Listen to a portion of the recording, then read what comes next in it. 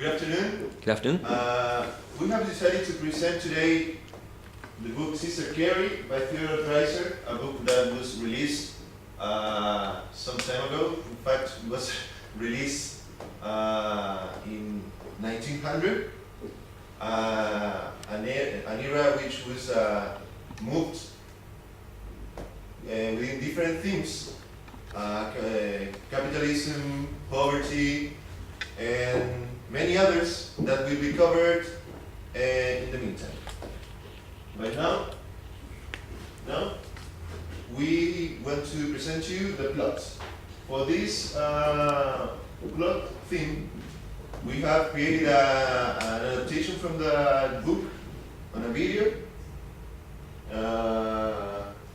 starring, in order of appearance, me, Claudio Leve, Natalie Rivas as Carrie, Carrie Niebuhr, Bruno Castro as Charles or Charlie Robert, and Mr. Sebastián Núñez as Mr. George Hersworth. So here it is. Enjoy it.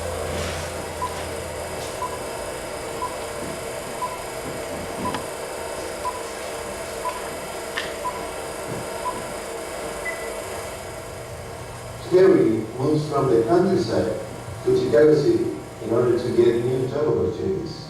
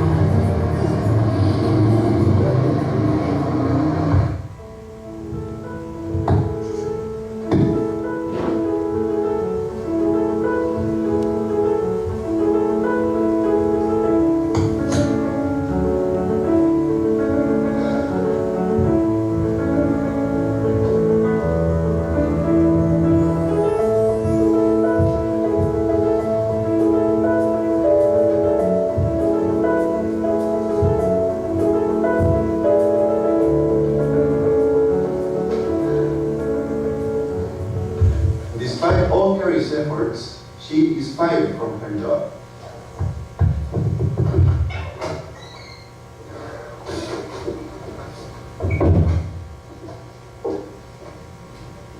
Stop, Carrie. I want to give you something. Give me your hand. Oh, no. There's $10. Come on, take it. Take it. Go and buy yourself something nice to wear. Thank you.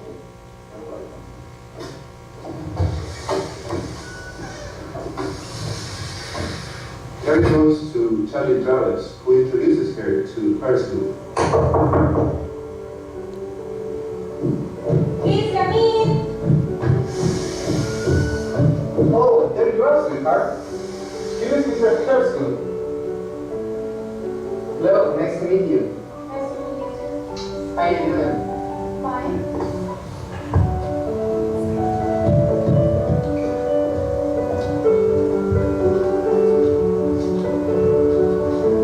Goodbye, Carrie. It was an amazing evening.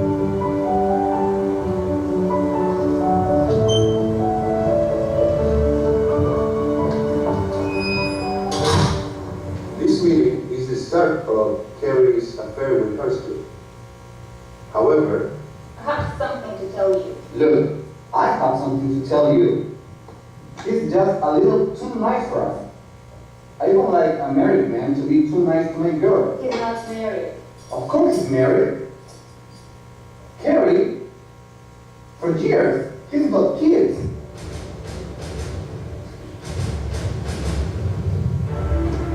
Everybody knows that. I thought I told you. You liar! after 5 years, Carrie does not want to see Hersworth again. Hersworth, on the other hand, is dying. to have her back.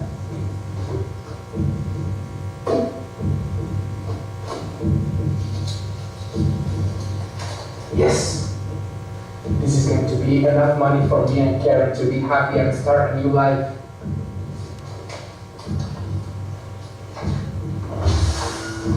Hershey fools Carrie. Instead of going to Drought, he brings her to New York City. Gary, it's me. Open the door. Gary. Charlie is hurt. Where is he? The hospital. He wants to see you. I get dressed. Wait! Hershey has a hard time getting a job, whereas Carrie enters the acting industry.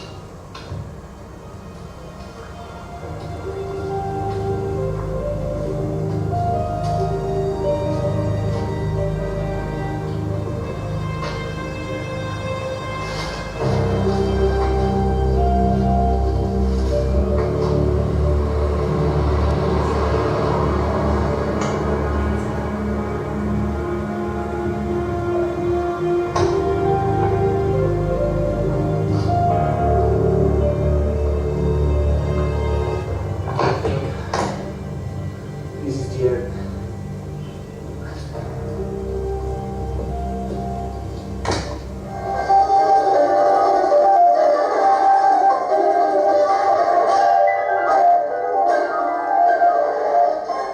Carrie leaves Hershey for good, but that makes his life miserable.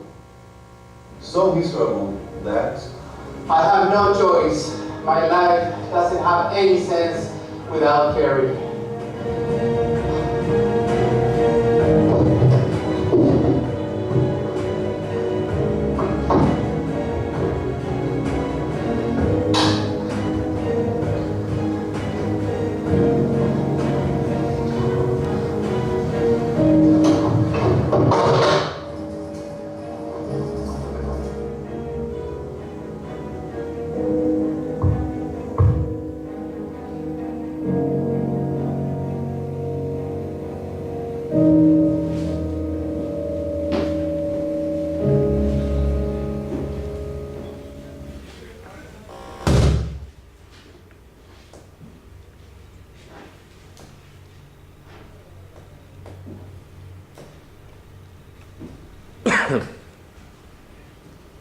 Okay, now as we have seen the plot already, let's move on to more serious themes regarding this play. As a historical background, for instance, we have to remember or to recall that during those times, at the very late 19th century and beginning of the 20th century, the USA was passing by an industrialization process that was already considered. So that process had an effect on other processes, microprocesses, such as the people mobilizing from rural areas to crowded cities. And that made other classes too. For instance, poor working conditions and poor living conditions as well in people working in industries did not have access to health, to good health conditions, or the salaries were very poor. In addition, other things regarding the historical background is the consolidation of the capitalism or capitalist system, in which rich people ruled the country, the USA. For instance, that this process has not changed since the late 19th century, in which the group, so to speak, among rich people and poor is devastating. I mean, rich people earn a lot of money and and poor people do not have access or can't deliver themselves from that condition. And that is present also in our country nowadays, and obviously in the 20th century.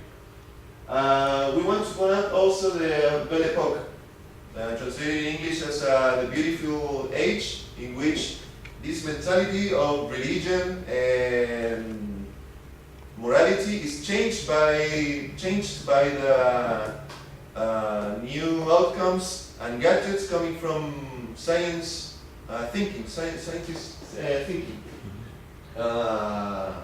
So God was not the answer anymore to our questions, but was science. Scientists were present, very present in society.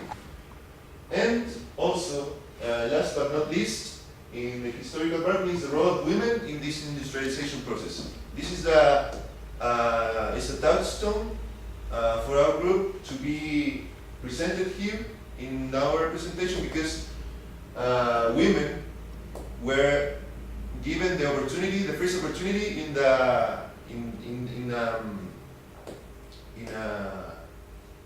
our modern age, to be as equal as men in regard of work conditions. Ideally, they worked as hard as a man did, but they did not get paid as a man did. But that's an issue. But we want to point out that women were present in this industrialization process in crowded areas. Now I'm going to talk about the author, Theodore Dreiser, and I'm going to mention some important aspects of his life and his most important works. He was born in August 27, 1871. He was the ninth of 10 surviving children, as 3 others died when they were infants. His father came from Germany in 1844, and he settled in the Midwest of the United States. There he settled, he consolidated his family, and Theodore was born there.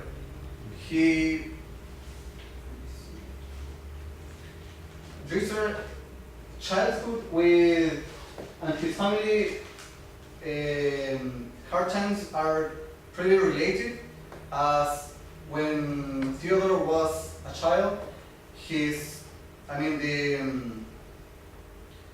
the economic situation of the family was not the best. This due to the fact that his father and his older sister didn't have job, so it was a hard time for Theodore and his family to live. Sister Carrie is his first novel, and this one was based on the life of one of his sisters, Emma, who flee to Toronto, Canada, together with his husband, who had stolen money from his employer.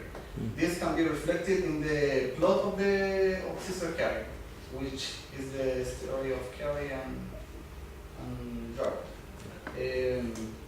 The book was poorly sold in the United States, and it wasn't widely publicized.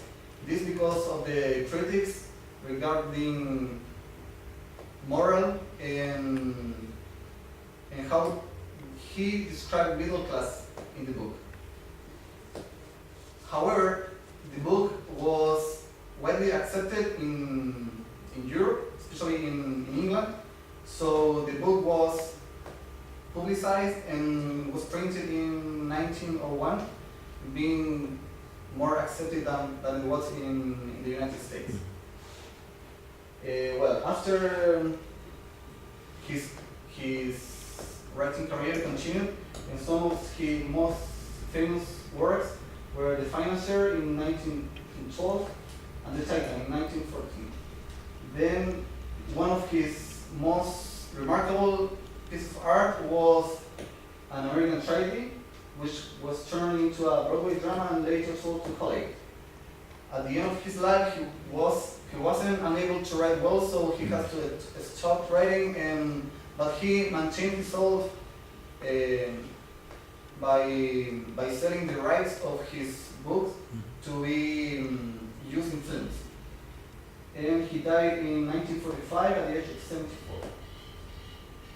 Now, regarding social cultural aspects, we have Chicago versus New York City. These two crowded cities helped the reader to understand how the society lived at that time, and also it helps to understand how this city influenced the characters in the book. Chicago, on one hand, was like an opportunity for Carrie as to improve his economic condition. She had the opportunity to move from the countryside to the big city, so she could afford a better lifestyle. On the other hand, New York was a harder place to live in due to the fact of the industrialization and the difference, the extremes between poor people and wealthy people. So in that city, we could see how the industrialization can highlight the extremes of poverty and wealth in this city. Also, we can see how economic conditions of that time were reflected in the novel. This, like the migration of Carrie from his hometown to Chicago, which represented in somehow the trend of that time, which was women traveling to big cities in order to find a job. So we can see how this issue of trying to find a job was a national trend in the United States. Also, Dreiser, the author, assigns the migration of Carrie in the year 1889, which is closely related to some articles that were publicized at that time, which also deal with the topic of women trying to find work in big cities, like Working Women in Large Cities and also the Morning Girls of Boston. Women work. The transition from agricultural economy centered in the family and to an industrial order. We can see how this time the economy changed from the family being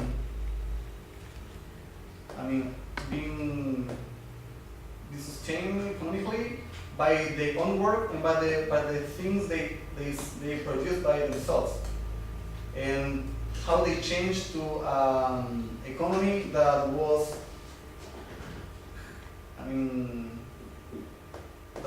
much more centered in the industrial area.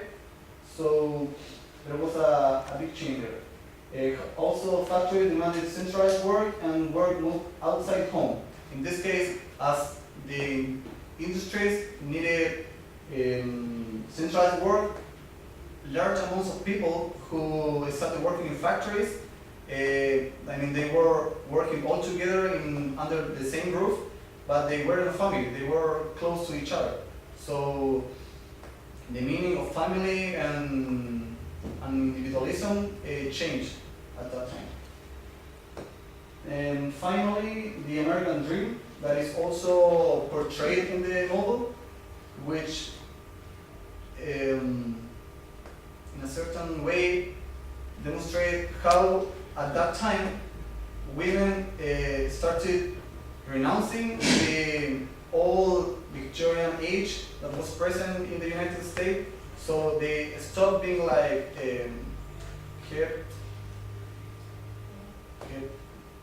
kept women, sorry, and they started moving by themselves and they started traveling to big cities, to bigger cities, so they could have a job and they could have a better life.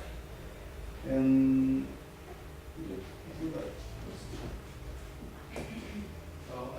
now I'm going to continue with some of the most important themes that are developed within the story. For instance, the role of women. Well, as we know, at the beginning of the 19th century, women had less economic, social, and political power than men, obviously. We have to remember at those times, women couldn't even vote. So at the end of the story, we can see how Carrie has more economical, social, I don't know if political, but definitely economic and social power than any of the men she had a relationship during the story. Another important theme is the society and class. We can see how most of the characters they are always paying attention to the wealth, possessions, and they are talking about their big houses, jewelry. Even they are paying attention at the brand of their shoes, for instance. And also something that caught my attention was that I would say most of the main characters of the story, at some point of the novel, they move from one social class to another. Another theme that caught my attention was the isolation and loneliness. We have two clear examples here. The main character, Carrie, that we could say that at the end of the novel, it will be like a happy ending, but except for one thing, loneliness. Despite of the fact she at that moment has a lot of fans and she's famous, she feels totally apart, disconnected from that people. And we can notice about this because at the end of the book it finishes with Carrie sit totally alone, rocking on her chair. Also, another example of isolation and loneliness. It was Persecuted, who was kind of lonely from the very beginning of the story, and this situation gets worse and worse along the story, and then at the end he's a homeless man. Another important topic is ambition and money. For instance, Carrie, who started being like an innocent girl, she started to change because of her ambitions, and she always had a goal in order to get the perfect happiness. But instead of that, she was getting the opposite. I would say that her relationship with the money was even more passionate than any other relationship she had with the men present in the story. Another topic very important are the morals. At the beginning of the 19th century, people were driven by Victorian values.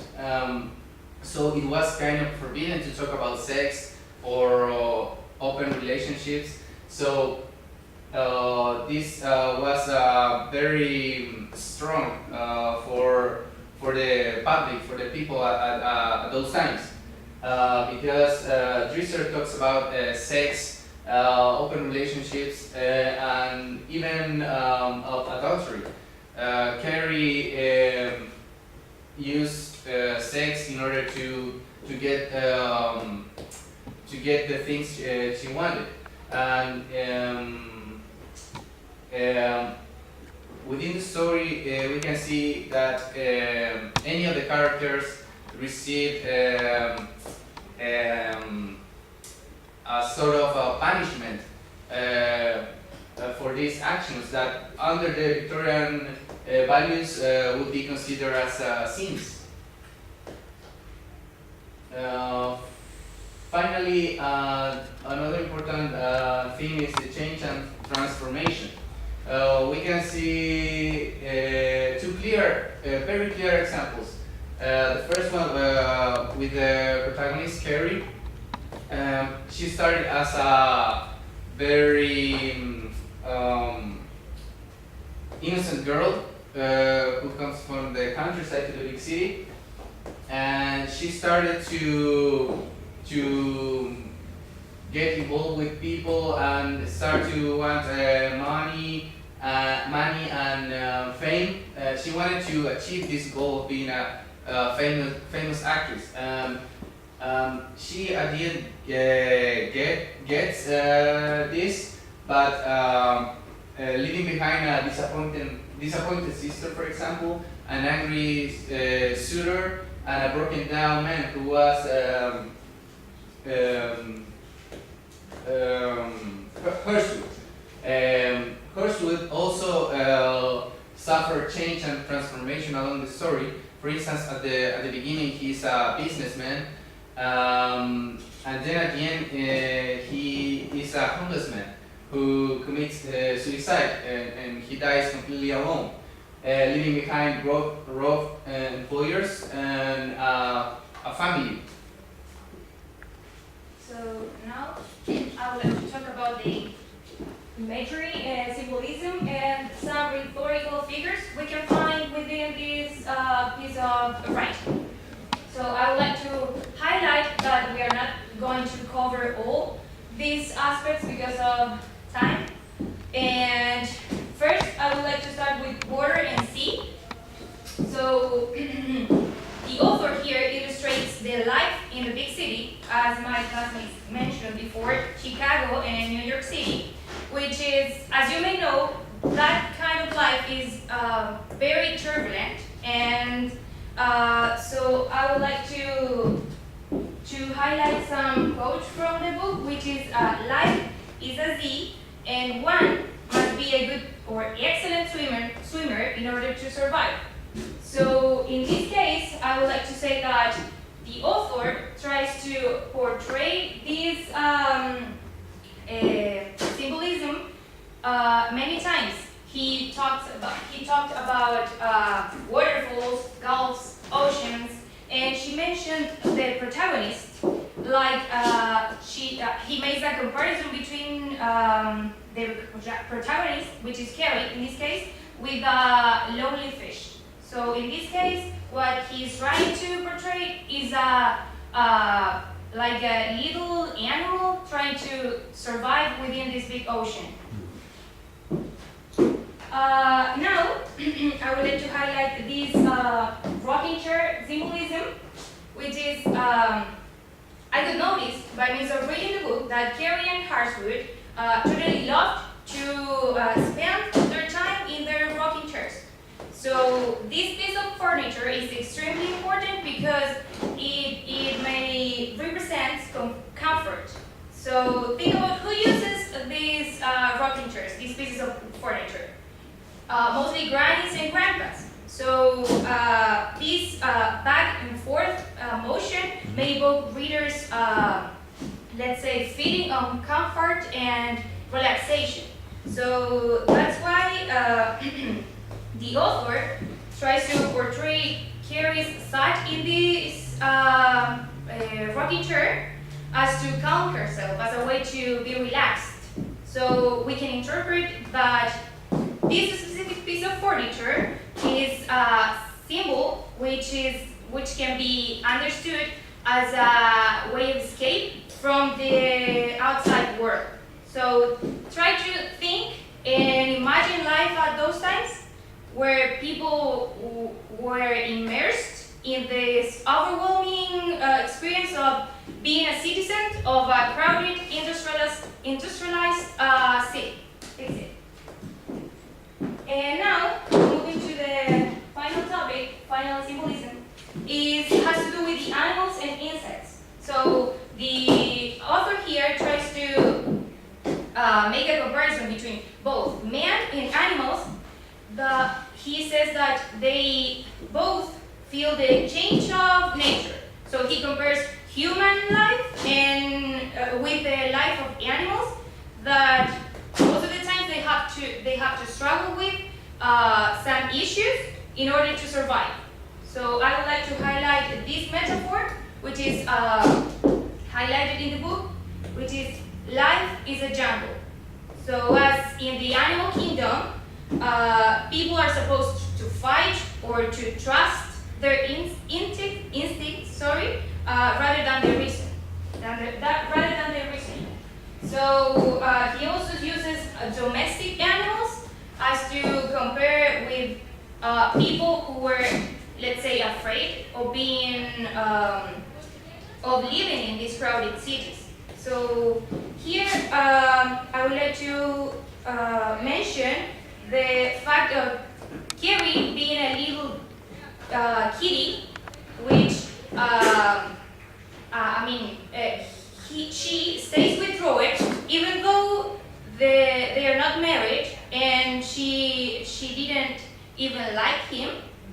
She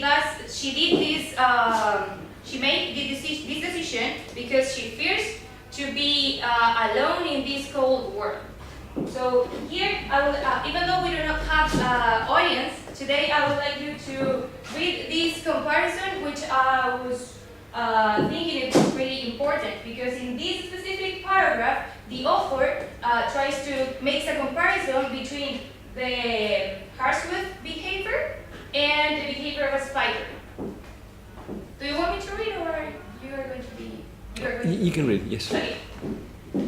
He never, for a moment, concealed the fact of her attraction for himself. He troubled himself not at all about Robert's priority. He was merely floating those gossamer threads of thoughts which, like the spiders, he hoped would lay hold somewhere. He did not know, he could not guess what the results would be. And I think that brings us to the end of our presentation. Feel free to ask questions. Thank you.